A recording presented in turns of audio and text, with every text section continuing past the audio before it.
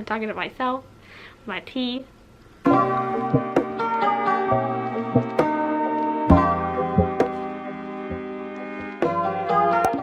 What's up guys, it's Amelia. Welcome back to my channel and happy Wednesday. I hope everyone is having an amazing week. I thought this would be a great week for me to make a video about the basics of crocheting and amigurumi specifically. That's what I like to do the most on this channel, is tutorials for animals, which little crocheted animals are called amigurumi. A lot of just like basic stitches that you use for crocheting in general, but specifically for crocheting amigurumi. So I'm going to teach you how to do all of those stitches that I use in every single one of my tutorials. If I use a special stitch in any of my videos, I always explain how to do it. So if it's not in this video, don't worry. Go to the video specifically that you want to learn how to do, and I will explain everything in that video. But I just thought it would be fun to have a quick reference video of just all the different stitches that I use on a regular basis when I'm making projects for you to refer to. Yeah, so I thought this would be a good video to make, and I hope that you enjoy learning some basic crocheting stitches and how to hold your yarn and things like that. So here we go. So one basic that we can talk about is crocheting hooks. There's a bunch of different sizes from small to large, and they are lettered. So my favorite one is the G hook. Also happens to be purple, which is my favorite color, so that worked out super well. Then also I have my little yarn needles in here, and I use these to sew together my little amigurumi creations, to weave in threads. So I've been wanting to film a crocheting basics video for a long time now, so I thought this week would be a really great week to do it because I have a lot of classwork this week. The semester is really picking up, so this is just a quick and easy video for me to film that's actually, I think, really helpful, and I hope will help you guys while you're making amigurumis. I'm just going to kind of show you the basics of how I crochet, and there's a lot of different methods out there, but I'll show you the stitches, how I start, and all that kind of stuff. So obviously the first thing you're going to need whenever you start crocheting is a crochet hook. I use the G hook, and you're going to need yarn, and I use Caron Simply Soft yarn. Let's look at this yarn because people are always asking me about this yarn. This is, I don't really know what this information is. It's 100% acrylic, but it's really soft. People always ask me the size of the yarn. It's a 4. I don't really know what that means, to be perfectly honest, but that's the size of the yarn that I typically use. So something you'll need to know how to do is a slip knot. I start all my crocheted creations with a slip knot, and the first thing that I do is take the end of your yarn and wrap it around your 2 fingers, and then come up and through the back through the loop. And then you're holding onto that loop, and you remove your 2 fingers. You can see the tail is here. Grab the tail, grab the loop, and pull both ways, and it'll create this slip knot that you can adjust the size of by pulling on the shorter tail. So if we're crocheting in the round, that means you're crocheting in circles, and that's how you make amigurumi, versus crocheting back and forth like you would for a scarf or a blanket or something like that. So after you make a slip knot, you put your hook through the loop, and how you hold your crocheting yarn, I think, is what a lot of people get confused about. So in my right hand, I am holding my crochet hook, and I'm using my middle finger and my thumb to hold it, and then I use my pointer finger to guide the hook, and then I kind of use my pinky and my ring finger to guide the bottom. And so when I'm crocheting, I'm doing like this motion, and so I'm really using these 3 fingers the most, but then it kind of rests on these 2. So with my right hand, put my pointer finger under and up so that the yarn's like this. I hold the little area that I'm going to be stitching with my middle finger and my thumb, and then with my pinky I kind of pinch the yarn down here very lightly, just like to hold the tension.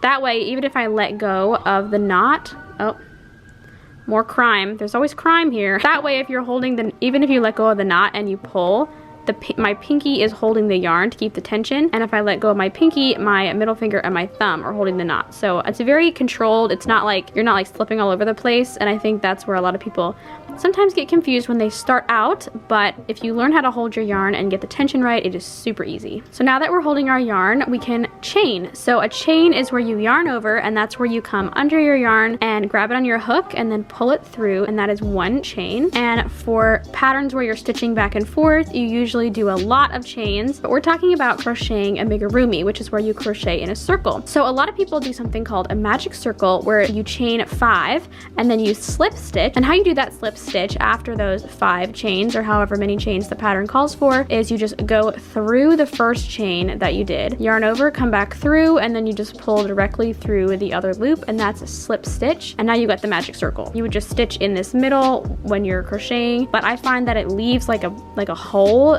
where at the bottom of your crocheting, and I just don't like that. So I started just chaining 2 and then stitching back into the first chain, and that doesn't leave a giant hole or anything, and I just like the way that looks better. So now that we're stitching, I'm doing a single crochet, and a single crochet is a really simple stitch. You'll probably use it for every single amigurumi that you ever make. So you go through your stitch or your chain and you yarn over. You'll have 2 loops on your hook, yarn over and go through both of those, and that is a single crochet. So when you're starting a project, I usually start with 6 single crochets into that chain, and you can see each stitch is like a little braid section. So I've got 1, 2, 3, 4, 5, so I need 1 more.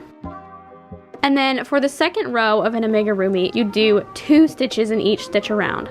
And you go up by multiplication tables. So this first row is 6 stitches, so our next row will be 12 stitches. So you add the number of stitches you started with. If I started with 5, my next row would be 10, the next row would be 15, etc. So after you do your first row of 6 stitches, your piece would look like this, and then you go through all of your stitches that you just did again, but this time doing 2 single crochets into each one. So after row 2 of this hypothetical amigurumi piece, I have done 2 single crochets in each single crochet around, and we started with 6, so now we have our 12 stitches. What I like to do now is put in a marker, and I'll go through the last stitch that I did, and I'll just use the tail to mark the beginning of the row. So now every time I come across where this yarn is, I know it's the beginning of the row, and that way I don't have to count my stitches. I will, just to make sure I have the right number, but you always know where your row is. The pattern that you follow to increase the circle is a pattern of single, double,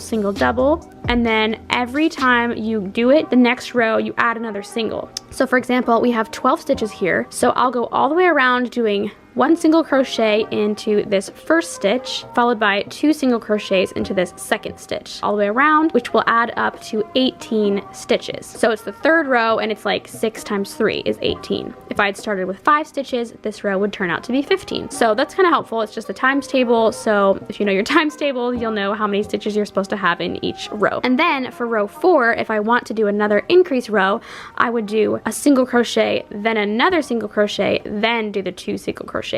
So that would add up to 24. And that way you keep getting bigger and bigger until you have the size that you want. When you're coming back down, you use another type of stitch, which is called a decrease stitch. And a decrease stitch is how you basically do the opposite of an increase row, where I'm doing 2 stitches into each stitch around, and you're doing 2 stitches into 1 stitch. So to do a decrease stitch, you'll go through your first stitch, yarn over, through your second stitch, and yarn over. You'll have 3 loops on your hook, you'll yarn over, and you'll go through all 3.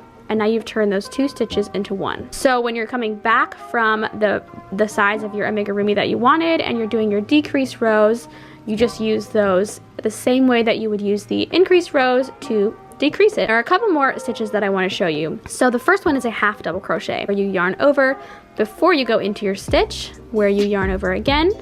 You'll have 3 loops on your hook, you'll yarn over, and you'll go through all 3. So as you can see, it's a little bit taller than the single crochet behind it. So another stitch that is commonly used is a double crochet, and that is where you yarn over and you go through your stitch and you yarn over again, just like a half double crochet. You've got those 3 loops, yarn over, but instead of going through all 3, you're going to go through the first 2 like 1 stitch, yarn over again, and go through the next 2 like another stitch. And that's why it's called a double crochet, because there's like 2 stitches inside. And as you can see, that is slightly bigger than the half double crochet behind it, which is bigger than the single crochet behind it. Of course, there is the slip stitch, which you use at the end of a piece just to make it finished off nice and neat. So those are some crocheting basics that I use for making amigurumi, and it makes it go super quick once you understand all the stitches and how they work together. And I just think it's really fun to make up your own pattern patterns and come up with ideas and then execute them and see if they work. So we're gonna make this into a little red round ball just so that I can continue to show you exactly what I mean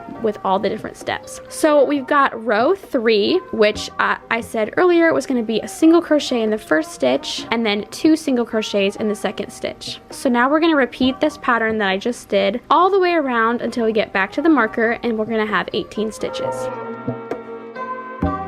So this is what your piece will look like after you've done your 3rd row, and I have 18 stitches all the way around, and I ended right on top of my marker. For the sake of this video, I'm just going to go ahead and do single rows now to show you how to make this into a little ball. So now for 2 rows, I'm going to do 18 stitches around, 1 in each around, and that will give this a little height so that we can do our decrease row next. So for 2 rows, we're going to do 1 stitch in each stitch around, just single crochets. Okay, I have done 2 rows of just 18 stitches, and now my piece looks like this, and as you can see, it's definitely starting to look like a little ball. So now we do the process of the decrease rows. So I'm going to move my marker into my last stitch. We did 3 rows before we did rows 4 and 5 of just 1 in each, and we have 18 stitches around. So now we're going to follow the same pattern we followed to increase the rows to decrease it. So for our increase row, we only did 1 single crochet, 2 single crochets in the next stitch all the way around. So for this next row, we're going to do 1 single crochet and then 1 decrease stitch into the next 2 stitches. So it's basically just taking away that extra stitch that we did with our increase row. And you're going to do that all the way around, and it's going to change our 18 back into 12. So you're basically just matching the pattern that you did going up to go back down. 1, 2, 3, 4, 5, 6, 7, 8, 9, 10, 11, 12. So now if I was going to stuff it, I would stuff it around now, and then because last time in this place on the opposite side we did 2 stitches in each stitch around to make our 6 into 12. To turn our 12 back into 6, we have to do a decrease stitch into every 2 stitches all the way around. So it's really just a mirroring effect of what you did to build your piece to symmetrically build it back down to be smaller again. It's really fun to create stuff like this, and it's fun to just experiment with shapes and see what you can make. And I totally encourage you guys to try to make up your own patterns, because even though sometimes they look a little wonky at first, it's just fun, and it always gets better the more that you practice. So now your piece is going to look like this. It's really taking shape as a sphere. We have 6 stitches around, so to close this off, will just keep doing decrease stitches, and the bottom never looks as good as the top, but you always use this side to attach to the next piece so that this prettier side is the one that's shown. And then to tie off your yarn, you would just do a slip knot and cut your yarn and pull it through. And that's how you crochet basic shapes. It's super easy. That's how you crochet, guys. And to take it out, obviously, as you can see, you just pull on the yarn and it comes out super easily. So we learned how to do a slip knot, a chain, a single crochet, a double crochet, half double crochet, and then a decrease stitch and a slip stitch. And those are all the stitches that I routinely use. Crocheting the round is just really fun, and you can do all kinds of different things with it. So that is basic crocheting. Thank you guys so much for joining me today and watching today's video. I hope that you learned some things about crocheting and that you feel equipped to go make your own amigurumi pattern. If you have any questions about making patterns or anything, let me know. I'd kind of like to make a video just all about how I create my own patterns and the process of that. So if you'd be interested in that, please let me know in the comments.